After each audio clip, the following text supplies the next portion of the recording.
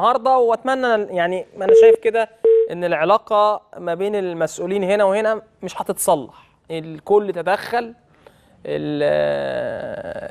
المهندس خالد عبد العزيز وزير الشباب والرياضه، قبل كده المهندس ابراهيم محلب رئيس الوزراء، احنا بنحاول نلطف الاجواء. ولكن انا شايفه اتمنى من المستشار مرتضى منصور الناس في النادي الاهلي بتزعل. يعني انا بحترم طبعا مسؤولين، كل المسؤولين في الاهلي وفي الزمالك وفي اتحاد الكوره وكل الناس، ولا بنيجي نتكلم في حد او ننتقده بننتقده في شغله، ما بننتقدوش من خلال تصريحاته او نقول مثلا كلمه وحشه تزعل. لا بالعكس، الناس كلها محترمه. المهندس محمود طاهر انا على المستوى الشخصي المهندس محمود طاهر ده انا بحترمه جدا، ويعني اتعاملت معاه في اتحاد الكوره لما كان عضو مجلس اداره في اتحاد الكوره، وشخص محترم جدا جدا وبيدافع عن ناديه، وده حق الكل مسؤول او كل رئيس نادي.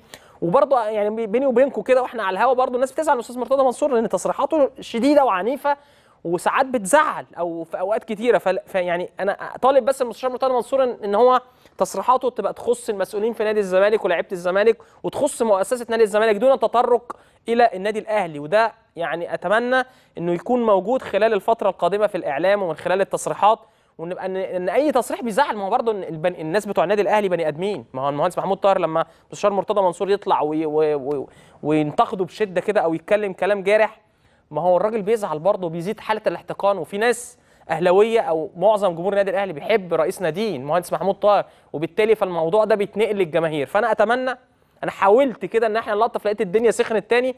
اتمنى ان يعني تصريحات الانديه، وانا بصراحه شايف فيه التزام من جانب تصريحات النادي الاهلي والمسؤولين في النادي الاهلي عشان نبقى محقين. يعني الناس ما بيجيبوش سيره الزمالك ولا بيجيبوا سيره المستشار مرتضى منصور ولا مجلس اداره بشكل وحش. الناس في النادي الاهلي المسؤولين ملتزمين بكلامهم تجاه المؤسسه بتاعتهم اللي هي مؤسسه النادي الاهلي، تصريحاتهم تخص دون الانتقاد من الاخرين او الانتقاص من الاخرين. اتمنى ده يكون متواجد في الفتره اللي جايه، عشان لو عايزين نصلح لازم نبدا بنفسنا كمسؤولين كبار، ان دايما مسؤولين كبار هم